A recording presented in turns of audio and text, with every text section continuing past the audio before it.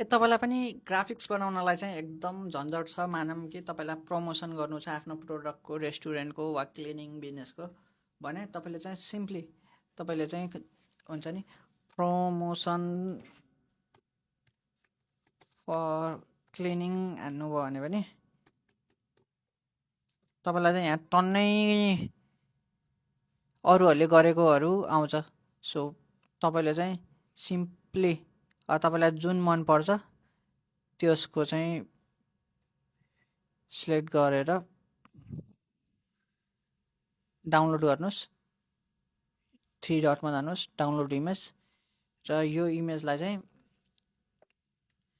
क्यानभामा upload गरिदिनुहोस्। तपाईँको चाहिँ यहाँ क्यानभामा अपलोड हुन्छ। यहाँ यसरी ओपन इन एडिटर गर्नुहोस्। अनि अब यहाँ तपाईँले आफ्नो लोगोहरू राख्नुपर्छ। जस्ट म्याजिक लेयर युज गर्नुहोस्। अनि तपाईँको केही ठाम लिन्छ यसले, फ्यु सेकेन्ड्स। अनि तपाईँले चाहिँ हरेक इलिमेन्टहरू चाहिँ चेन्ज र टेस्टहरू चेन्ज गर्न मिल्छ। र त्यसरी नै तपाईँले चाहिँ एउटा खतरा खालको चाहिँ ग्राफिक्स बनाउन सक्नुहुन्छ है। यहाँ अब देख्नुभयो सबै चेन्ज भयो। अब यहाँ मैले प्रोडक्टको ठाउँमा सर्भिस लेखेँ भने पनि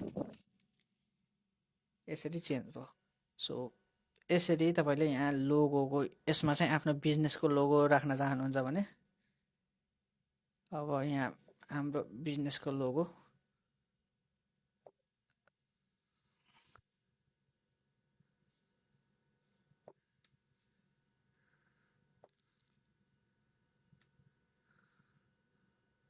अब यहाँ चाहिँ तपाईँले यसरी चाहिँ जो सानो बनाएर आफ्नो बिजनेसको लोगो पनि राखेर खतरा ग्राफिक्समा तपाईँले चाहिँ यसलाई नि एड्समा पनि रन गर्न सक्नुभयो। सो यस्तै टिप्स र ट्रिक्सको लागि चाहिँ हामीलाई फलो गर्न चाहिँ नबिर्सिनु होला है त।